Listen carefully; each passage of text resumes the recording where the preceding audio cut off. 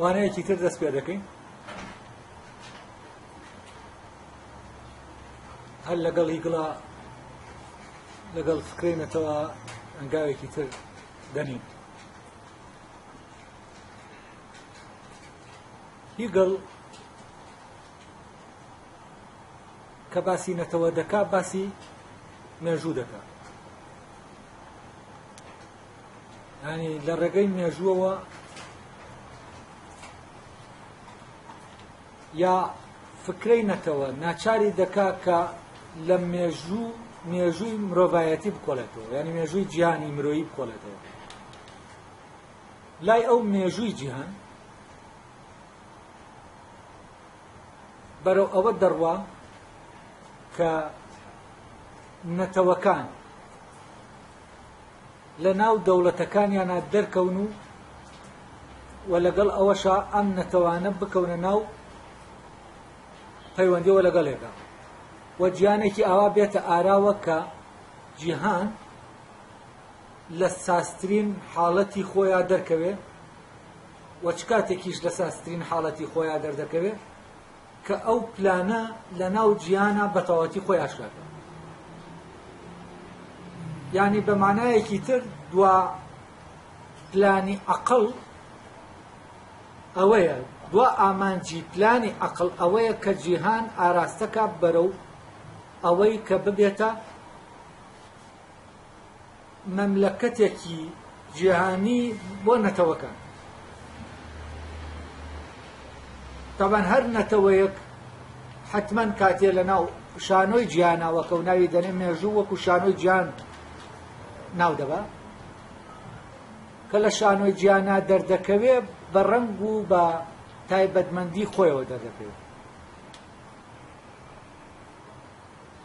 و ئەو کاتە سیستەمێکی نێونەتەوەیی دروست دەبێت، نەک نێودەوڵەتی.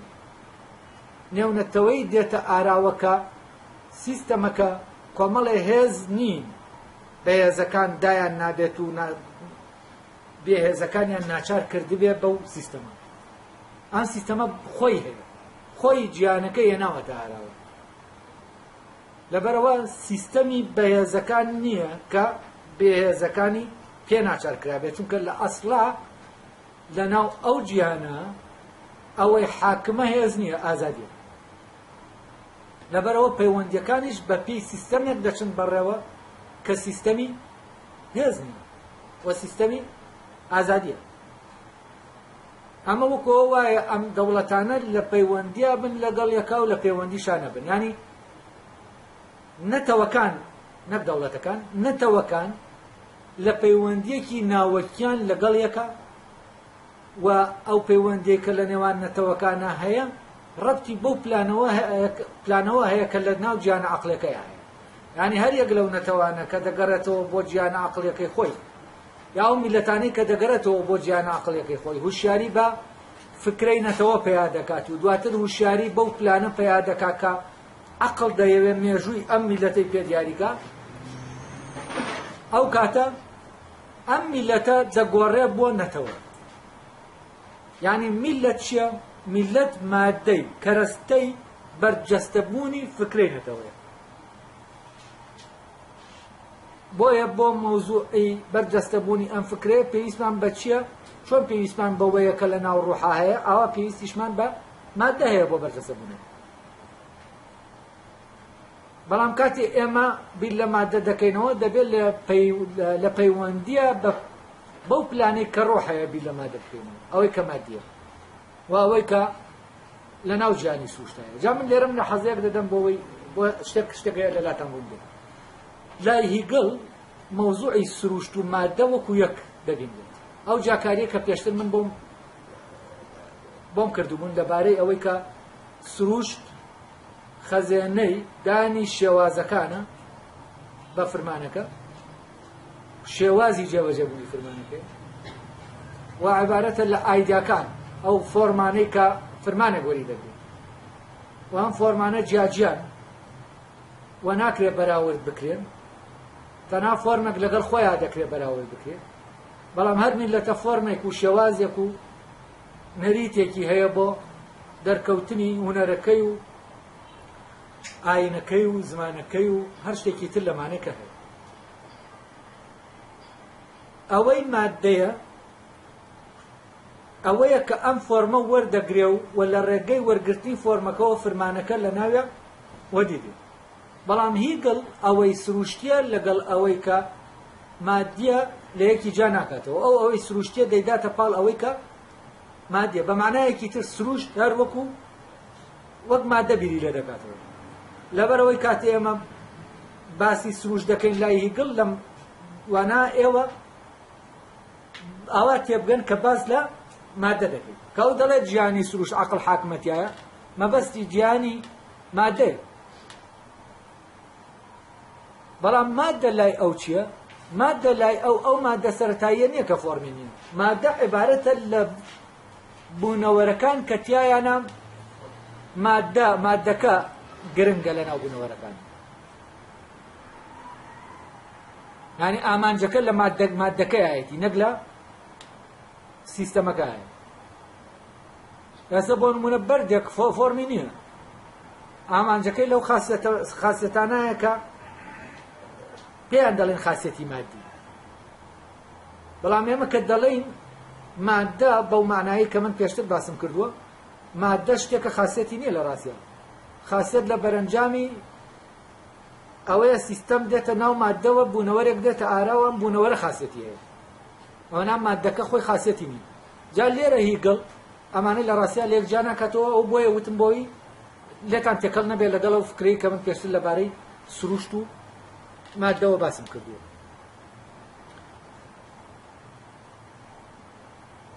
هیگڵ ئەڵێ چۆن ئێمە لە مێژووی گیان و لە مێژووی گیان تێبگەین و لە دوا پلانی ڕۆح تێبگەین. لە دوا پلان مەبەستی لێرە لەوەیە، یعنی چۆن لەوە تێبگەین کە جیهان ئەو فۆرمە تەواوەی خۆی کە وەری دەگرێت و تایە پلانەکە جێبەجێ دەبێ. ئەو فۆرمە چییە؟ ئەو شکڵە چییە؟ ئەو بەرجەستەبوونە دوایین بەرجەستەبوونی ڕۆح لە جیهانە چییە؟ کامەمانزانی دەزانین عەقڵ ئەو ڕووداوانەی لە جیهانە ڕوودەدا، ئەو ڕووداوانە هەمووی بۆ گەیشتنە بەوەی کە جیهان بەرەو ئەوە بڕواکە بگا بۆ ئامانجە، یعنی بەرەو ئەو جۆرە لە کاملبوون بڕوە. کاملبوون تامان لێرا باسی جیهانی مرۆیی دەکەین. جیهانی مرۆییش عیبارەتە لە نەتەوەکان، کۆمەلگا مرۆییەکان، ئەوانەی کە لا یەزال کۆمەلگای جیاجیا و لە ناو جیهانە هەن، ئەمانە خۆیان دەبێت چۆن بن و چۆنیش لە پەیوەندیا بن. پەیوەندیا نێوانیەکە چۆنە، نێوانەی کە لە نێوان گروپە جیاجیەکانی جیانە هەیە. بەمعنە تازەکەی ئەگەر ئاوا بگونجێ بڵین سیستەمی نێو نەتەوەیەکە چۆنە و ئەی سیستەمە نەتەوەیەکە چۆنە. گیان کاتێک بیەوێت لە ڕێخستنێکی باشتر لەوەی کە ئێستا هەیە ببێ، دەبێت چۆن بێت؟ عەقڵ ئەو پلانەی کە عەقڵەیەتی بۆ ئەوەی گیان ئاراستەکە تا بیگەێنێتە ئەوە و مرۆڤ ئاراستەکە بەرەو ئەو وشاریە کە تا وشاری بگات بەوەی کە پلانەکە دەرک پێ بکات و لە واقعا بەرجەستەی بکە. ئەوەی کە لە واقعا بەرجەستەی دەکات چۆنە و دوایین ئامان چۆنە. بۆ ئێمە بزانین دەبێت چی بزانین. ئەڵێ یەکەم جار دەبێت ئەوە بزانین ئەوەی کە ئێمە لێی دەکۆڵینەوە گیانی سروش نییە و ئەوە نییە کە مادیە، ئەوەیە کە ڕۆحیە. و لەناو ئەوەش کە ڕۆحیە و ڕۆح تایە هەیە و ڕۆح ماهیەت، یعنی ئەو بوونی ئەوە پێک دێنێ شتا کەسیە بچووکەکان نین، شتا هەمەکەکان. یعنی مەبەستی ئەوەیە لێرە باز لە دەرکەوتنی ڕۆح ناکات لە ناو تاکە کەسەکانە، باز لە دەرکەوتنی ڕۆح دەکات لە ناو نەتەوەکانە، لە ناو گەلەکانە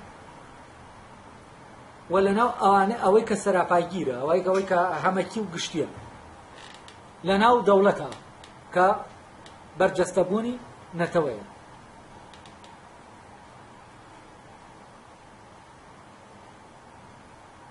جا بۆ ئەمە دەبێت چی بکەین؟ دەبێت ئەوەی سروشتیە يعني ئەوەی کە مادیە وەکو وتمان ئەو سروش بە معنایمان لەوە جیا بکەینەوە کە ڕوحیە ئەوەی سروشتێک گرنگە لە ناو لێکۆڵینەوەکە بەڵام لەو شوێنەوە گرنگە کە پەیوەندی هەیە بەوەی کە ڕوحیە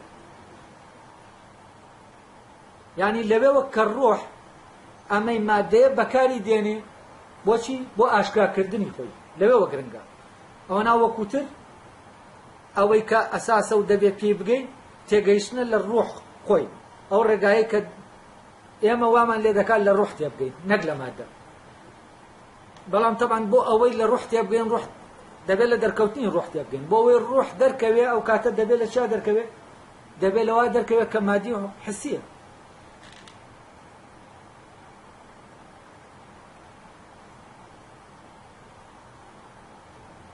تەمان کە دەڵێن لە ڕوح تێ بگەین مەبەست لەوەیە کە لەو پلانە تێ بگەین لەو فکرەیە تێ بگەین کە لە ناو ڕۆحە هەیە و لەو پلانە تێ بگەین کە ڕۆح ئەو فکرەیە پێ بەرجەستە دەکات لە ناو جیهان لەسەر شانۆی جیهان کە عیبارەتە لە مێژوو دەیدرەوشێنێتەوە و نیشانی دەدات جا بۆ ئەمەش دەبێ ئێمە لە دوو شتەیە تێ بگەین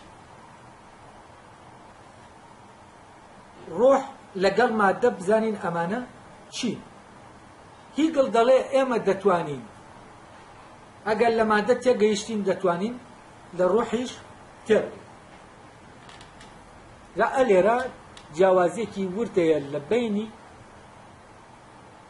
ئەوەی کە مادیە لەگەڵ ئەوەی کە ڕۆحیە یا لە بینی ڕۆح و مادە یا بە معنایەکی تر لە نێوان ئەوەی کە لە ناو نەتەوە ڕۆحە لەگەڵ ئەوەی کە لە ناو نەتەوە مادەیە بۆچی دەبێ ئەم جیاوازیە ببینین و لێی تێبگەین چونکە فکرەی نەتەوە لە ناو چیایە لە ناو ڕۆحایە پلانەکە تاوان لای ئەوە سەر بە ڕۆحە ئەگەر پلانەکە عیبارەت بێت لە شێوازی وەدیهاتنی فکرەکەەوە لە ناو سروشتی و میلەکایە نەک لە ناو ڕۆحیا بێت بەس لای ئەم پلانەکە و فکرەکە هەردووکیان لە ناو ڕۆحایە طبعا وتمان پێشتر لەوانەکەی پێشوا باسی ئەومان کرد مێژووی ئەو بوونەوەرە عاقلانەیە کە وشیاریان بە وەدیهاتنی پلانەکە هەیە دەتوانن لە پلانەکە تێبگەن یعنی مێژوو لێرە عیبارەتە لە هوشیاری بە مێژوو بەڵام ئەوەی دنیای گیانی سروشتە ینی گیانی ئەو بوونەوەرانی عاقڵ نییە ئێمە لەویا ناتوانین باسی مێژوو بکەین بۆچی چونکە ئەو بوونەوەرانە هوشیار نین بەوەی کە ڕوو دەدا ناتوانن لەوە تێبگەن کە ڕوو دەدەن وەک ئەوەی کە پێشتر باسمان کرد ئەستێرەکان دەرک بەو سیستەمە عەقڵیە ناکەن کە ئاراستەیان دەکات وە دەیانجوڵێنێتەوە بەرەو مەسیری خۆیان ئاراستەیان دەکات بەڵام مرۆڤ دەتوانێت دەرک بەمە بکات ئەلێرە کە باس لە مێژوو دەکرێت و باس لە بوونەوەرێک دەکرێت باس لەو بوونەوەر دەکرێت کە هوشیاری بە پلانەکەیە کە ویش ئینسانە و کۆمەلگا ئینسانیەکان کۆمەلگا مرۆیەکان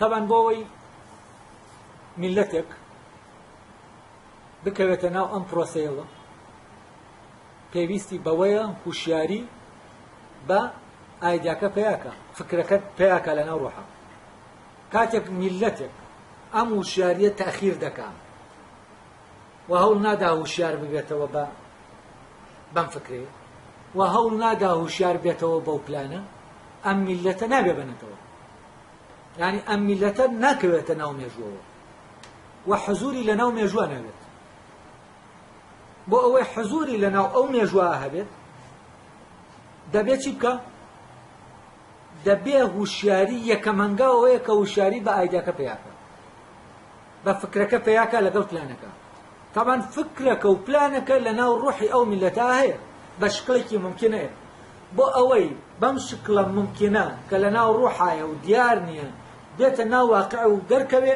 دەبێ بەل لە هەموو شتێک دەرک بە چی بکرێ دەرک بە فکرەکە و بە پلانەکە بکرێ بە معنایەکی تر ئەگەر ئێمە لە نمونەیەکی تابین بۆ ئەوەی ئێمە باڵەخانەیەکی جوان دروستکەن بە مەعمارێکی دیاریکراو دەبێ یەکەم جار چی بزانین دەبێت پلانەکەمان هەبێت نەخشەکەمان هەبێت ئەوەنا بەبێ نەخشە تۆ بیل چۆن بیل لە مادەکەی دەکەیتەوە ئەگەر نەخشەکە نەبێت تۆ لەکوێ دەزانی ئەرێ بە چی کەرەستەیەک بیکەیتەوە و چۆن دەتوانیت تەسەووری بکەیتەوە وەکو مادەکەی بۆ دیاریکەیت لەبەرەوە حتا دەرک بە فکرەکە و پلانەکە نەکرێ لە ناو ڕۆحە مادەی بەرجەستەبوونەکە هین نییە یعنی هیچ سوودێکی ناکات وەکو وایە تۆ کەرەستەی دروستکردنی خانووت لابێ بەڵام نەزانی چی لێکەی نەزانی کام خانووی لێ دروستکەی لەبەرەوە پلانەکە پێش دەکەوێت دەرکردن بە پلانەکە پێش دەکەوێت بەسەر چیە بەسەر مادەکەیە بەڵام لێرە مادەکە چییە مادەکە بۆ ئەوەی ئەم پلانە و ئەم فکرەیە یا ڕۆح لەسەر شانۆی گیان لە ڕێگەی فکر ئایدیای نەتەوە و پلانی وەدیاتنەکەیەوە دەرکەوێ دەبێت دەرکردن بەم ئایدیانە هەبێ و ئەگەر ئەمە نەبێ مادەکە بوونی خۆی هیچمان پێ ناڵێ و میلەتێک ئەگەر بێت و ئەم دەرکردنەی نەبێت تەنها مادەیەکی خاڵیە مادەکە عیبارەتە لە میلەتەکە و عیبارەتە لەو شوێنەی کە دەبێتە تەختی شانۆی دەرکەوتنی ئەو ڕۆحە یعنی جەستەی تاکە کەسەکانە بە توانە سروشتیەکانیانەوە لەگەڵ ئەو زەمینەی ئەو دنیا سروشتەی کە ئەمان لە ناویە هەن وە ڕۆح لێرە خۆی ئاشکرا دەکەن لەبەر ئەوە ئەگەر ئێمە دەرکمان بە ئایدیاکە نەکرد نەدەزانین کوێ نیشتیمانی ئێمەیە کوێ وڵاتی ئێمەیە ئێمە لەکوێ ماڵی ئێمە لەکوێ ئێمە هەست بە وجودمان لەناو گیانە نەکەین و شوێنێکی تایبەت بە ئێمە بوونی نابێت ئەو کاتێ ئەمە دەزانین نیشتیمانەکەمان کامەیە کاتێک کە ئەم فکرەیە دێ وەدی دێت و خۆی دادەمەزرێنێ لەناو شوێنێکی دیاریکراوە کە ئێمەی تیاهین ئەو کاتە ئەو شوێنە دەبێتە نیشتیمان یعنی نیشتیمان عیبارەت نییە لە خاک و عیبارەت نییە لە مڵکیەتی خاک عیبارەتە لەوەی کە دادەمەزرێ لەسەر خاک ئەوەی کە ئینسانەکان دایدەمەزرێنن لەسەر خاک خاکەکە دایدەمەزرێنن و عیبارەتە جوگرافیای نیشتیمانی تۆ عیبارەتە لەوەی کە لە ڕێگەی ئەو دامەزرانەوە فەزایەک هاتووەتە ئاراوە فەزایەکە تۆ شعوری پێ دەکەی مەوزوعەکە جوگرافیای خەتێک نییە کە دادنابێت مەوزوعەکە ئەوەیە کە دەچیتە ئەو شوێنە نزیک دەبیتەوە هەست دەکەی دەکەویتە ناو عالەمێکی تر هەستکردنە جۆرێکی لێبێ ئەلێرەوە ئەمەی کە مادیە بە خاکەوە و ئەوەی کە مادیە لە لای ئەم بە مرۆڤەکانەوە بە توانە و ئەو توانایانەی کە هەیەنە بەمانە هەموویەوە ئەوەی کە مادیە پێکی دەیەن بۆ ئەوەی نەتەوەژە بێ ئەمەمان پێویستە لەگەڵ چیە لەگەڵ فکرەکە و لەگەڵ پلانەکە بۆیە دەبێ ئێمە بزانین بەل لە هەموو شتێک ڕۆح چییە کالگری ئایدیا و پلانەکەیە ئەی مادە چییە کە ئەمەیە ئەم ئایدیا و پلانەتایە وەدی دێ جا لێرە جیاکاریەک لە نێوان ڕۆح و مادە دەکا ئەمە زۆر گرنگە بۆ تێگەیشتن لە باسەکانی دواتر هیگل دەڵێ ئێستا ئێمە لە مەوزوعی نەتەوە دێنە دەرێ بە گشتی باسی مادە و باسی ڕۆح دەکەین مادە لای زانی هیگل چییە ماهیەتی مادە چییە و ماهیەتی ڕۆح چییە هیگل بۆ ئەوەی ئەڵێ بۆ ئەوەی لە ماهیەتی ڕۆح تێ بگەین دەبێت لە ماهیەتی مادە تێگەیشت بین چونکە ڕۆح دژی مادەیە ئێمە لە ڕێگەی مادەوەکە دژی ڕۆحە دەتوانین لە ڕۆحیش تێ مادە لای ئەو ماهیەتی مادە عبارەتە لە قورسایی ئەی قورسایی چی دەخوازێ؟ یعنی ئامانجی مادە قورسبوونە، دەیەوێت دایمە قورس بێت. بۆی بگا بە قورسێکی زیاتر دەبێت چی بکە؟ ئەو مادەیە دەبێت مادەی تر ڕاکێشێ بەرەو خۆی، کێشی بکە بەرەو خۆی، و بەرەو کوێ؟ بەرەو مەرکەزێک، بەرەو خاڵێکی مەرکەزی کە لەناو ئەوایە، بەرەو چەقێک. لەبەر ئەوە مادە ناتوانێت خاوەنی ئەم قورسیە بێت و بگاتە ئامانجەکەی خۆی ئەگەر دایمە وابەستە نەبێ بە شتێکی ترەوە ڕای نەکێشێ بەرەو خۆی. یعنی مادە لە ئەسڵا چییە؟ مادە بوونێکی تەرکیبی هەیە. ئەگەر تەرکیب نەبێ، ینی پەیوەندی بە ئەوی ترەوە نەبێ، مادە خۆی بە شکلێکی سەربەخۆ بوونی نییە. مادە وتمان ماهیەتەکەی قورسیە، قورساییە. لە ڕێگەی چیشەوە دەگات بەم، ینی دەگات بە ئامانجەکەی خۆی کە قورستر بوونە، ینی زیاتر قورس بوونە لەوەی کە هەیە، قورسیەکی زیاتر لەوەی کە هەیە.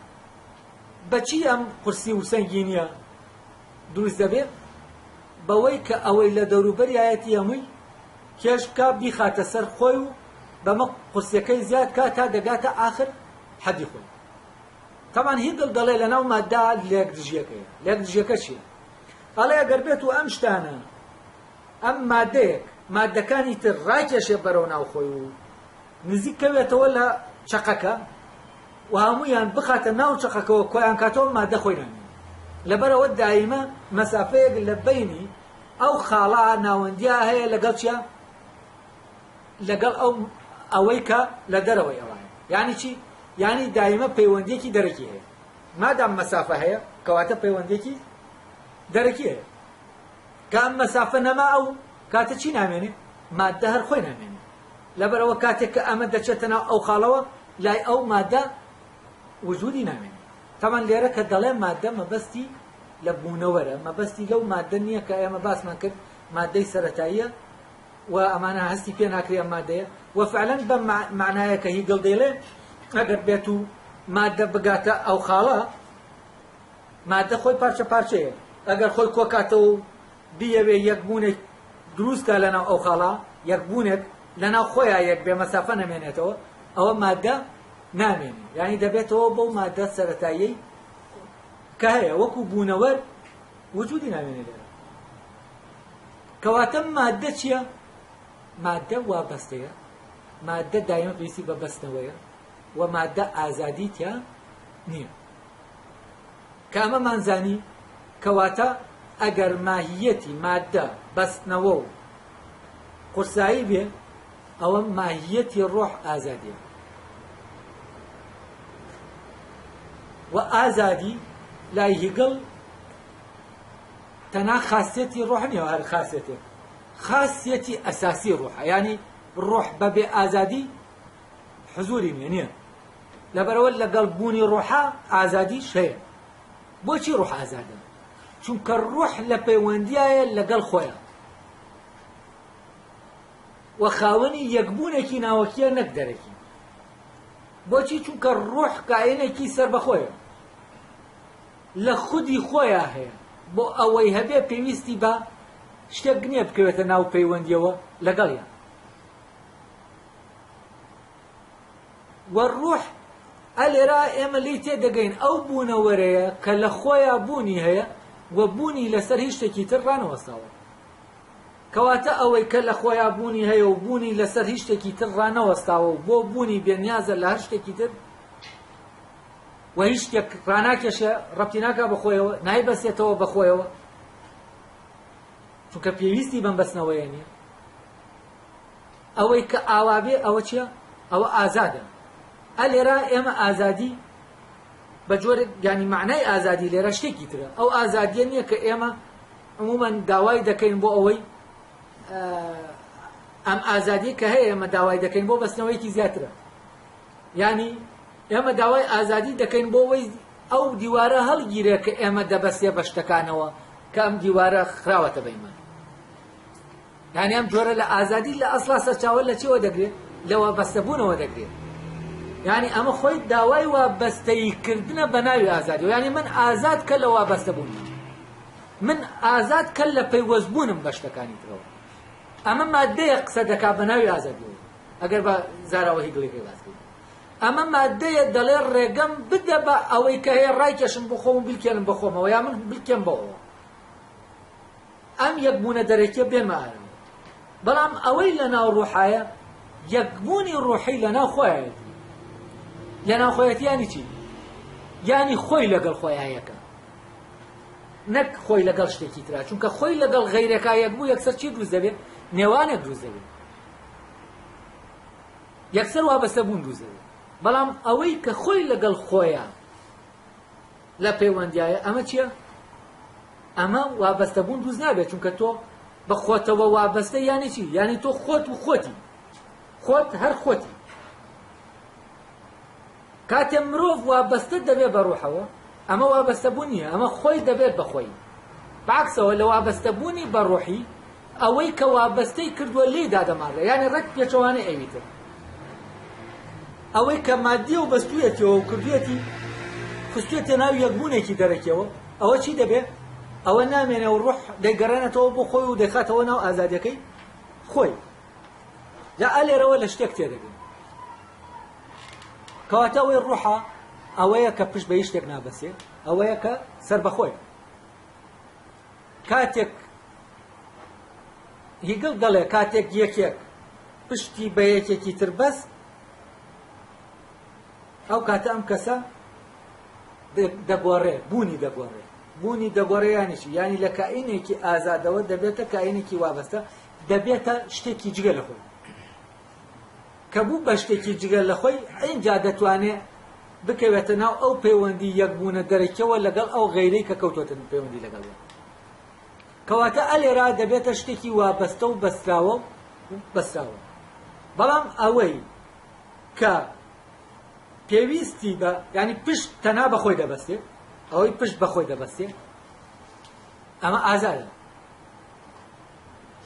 و ئەمە دەبێت بەخۆی لە جاتی ئەوەی تەحەول کا بۆ غەیری خۆی ئەوی تر کە پشتی بە غەیری خۆی بەس یەکسەر تەحەول دەکا بۆچی بۆ ئەوەی کە ئەو نییە یانی لە خۆی بێگانە دەبێتەوە خۆیەک دروست دەبێت کە بێگانەیە بەو خۆیە مەسافە دروست دەبێت لە بینی خۆت و ئەوەی کە دروست بووە ئەو کاتە مەسافە دروست بوو ئەوەی کە دروست بووە تۆ نیت نایناسیتەوە ئەو کاتە ئاشنایەتی چییە؟ یعنی چەند ئەو دووشتە ببنەوە بەیەک ئەوەندە ئاشنایەتی دروست دەبێت یعنی شتێک لەو پەڕی ئاشنایەتیایە لەگەڵ خۆیە نەک لەگەڵ غەیری خۆیە کە مەسافە دروست بوو یەکسەر غەیریەت دروست دەبێت ئەلێرا ئەوەی مادیە ڕوح لە وابەستەبوونی دەردەکات و وای لێ دەکات کە ڕوحی بێتەوە بەو معنایە لە جاتی ئەوەی ئەم مادەیە ئامانجەکەی ئەوە بێ کە بگاتە قورساییەکی زیاتر کاتێک لەگەڵ ڕوحا کۆ دەبێتەوە دەگاتە بەعکسەوە قورساییەکەی خۆی لەدەستدەدا ئەوەی کە لەناو ئەو وابەستەی دەکا بەرەبەرە لە دەستی دەگا هەتا وای لێدێ نزیک دەکەوێتەوە لە ڕوح هەتا وای لێدێ لە دوجارە دەبێت بە ڕوح خۆی کە تەمان لێرەشە ئەمەشە بامان شێوەکو ئەوی تر ممکن بەڵام ڕوح لە ڕێگەی ئەمەوە چەند ئەمە قورساییەکەی خۆی لە دەستدا ئەوەندە ڕوح لە ڕێگەیەوە چی دەبێت خۆی ئاشکرا دەبێت و بۆ ئەوەی ڕوح بوونە هەستەکیەکەی دەرکەوێ هەر ئیلانە دەبێت ئەوەی کە مادیە بمێنێتەوە تاوەکو لە ڕێگەیەوە خۆی ئاشکرا بکات لە ڕێگەی ئەمەوە ئەم جیاکردنەوە تاریفکردنەی ڕۆح و مادەوە ئێمە ئیتر بەرەبەرە دەتوانین چی بکەین بەرەبەرە دەتوانین لێکدانەوە بۆ ئەو میلەتانە بکەین ئەو میلەتە ڕێڕەوەکەی چوانە تا ببێتە نەتەوە چۆن دەکەوێتە ناو ئەو مێژوەوە تەبەن حتمەن دەبێت ئەم میلەتە بەرەو چی بڕوە بەرەو ڕوحی بگەڕێتەوە و لەو وابەستەبوونانەی کە هەیەی بەرەبەرە ئەمانەی لێ ببێتەوە و لە جاتی ئەوەی قرس و قورستر ببێ بەوەی کە ڕاکێشانی غەیرەکان بۆ خۆی یا ڕاکێشانی غەیر بۆ ئەم ئەم ڕاکێشانە جاذبیەتە دەبێت لەگەڵ دەرەوەی خۆیان جاذبیەتەکە نەمێنێ و بگاتە ئەو حاڵەتەی کە بتوانێت پشت بەخۆی ببەستێت کە گەیشتە ئەو دۆخە ئەو کاتە ئیتر ئەو پلانە فکرەکە دەجوڵێت لە ناوە میلەتە پلانەکە دەکەوێتە ناو جێبەجێبوونەوە و پلانەکە مادەی خۆی دەدۆزێتەوە هەر لە ناو ئەو میلەتە و لە ناو ئەو نیشتیمانە و ئەو شوێنەی کە تایە هەیە لەبارە بۆ ئەوەی ئەو پلانە جێبەجێبێ هەر لەو شوێنە نێتەوە دەکەوێتە ناو دامەزراند و پەیدابوونەوە. هە لێرە وانەی دووەمی کە هیگڵ کۆتایی پێدێنێت.